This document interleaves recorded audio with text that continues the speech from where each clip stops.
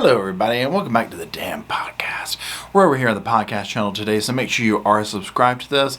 If you are seeing this and you're used to my channel, this is the podcast channel.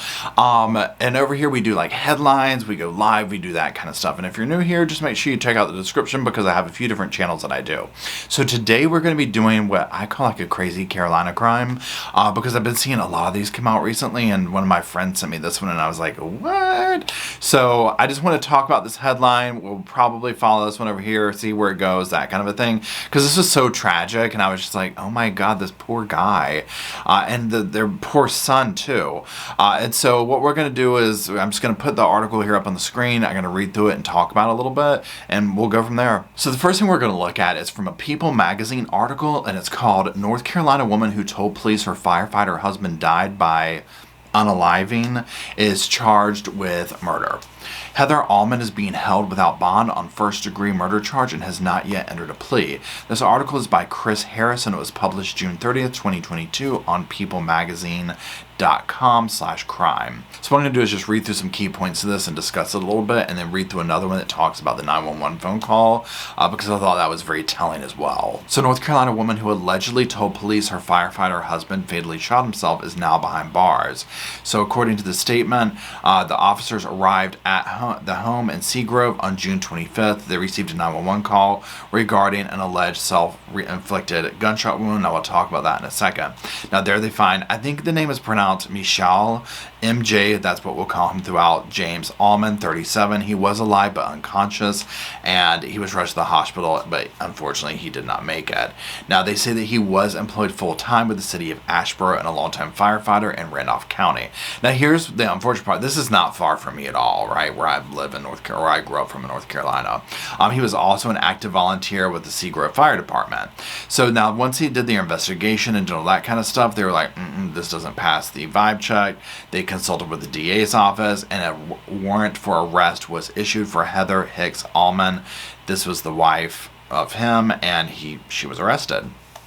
She was taken into custody Wednesday. There's no bond, thank goodness, and they have not entered a plea yet for this. Okay, now what I want to do now is go over to another headline article and put up here because it talks about some of the 911 phone calls, and this is where I was like, oh my god, this is really heartbreaking. So this article is on sportskita.com. I'll put the link down below for you. And it's by Shawani.Pi. I believe that's their first and last name. It was modified on July 3rd. And I'm just going to put up the little part here that shows the part we're going to talk about. So on a call with a 911 operator, Heather stated, "My husband shot himself. Hurry, he needs help. We were just fussing. He told me he couldn't do it anymore and he pulled out his gun. He's got a pulse, but he's not responding whatsoever." Now also I find this next bit interesting too. Heather Allman's motive for the murder remains unknown. Following the incident, both Heather and her neighbor made separate calls to 911. Over the call, the neighbor stated that Michelle shot himself and requested an ambulance immediately. Speaking to the 911 operator, the neighbor, identified as Sabrina Thurin, said, "I came outside and I saw his son just screaming. I asked him what was wrong and he told me that his dad just shot himself." Now this is absolutely horrible, right? This is so sad.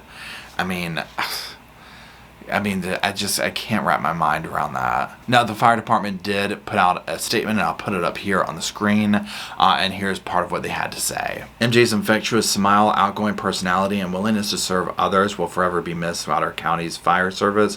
Our thoughts and prayers are with MJ's family and friends during this time of loss." We thank him for his service, for his county, for the state of North Carolina.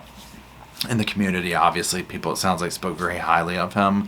My heart goes out to him, those who knew him, his son, and I hope that truth and justice will come to the surface if this does come out that his wife really did this to him.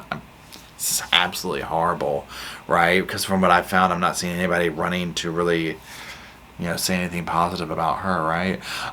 So, there's that. So anyways, we'll follow this because this will be interesting to see what happens. But I just wanted to come over here to the Sofa Squad, talk about this.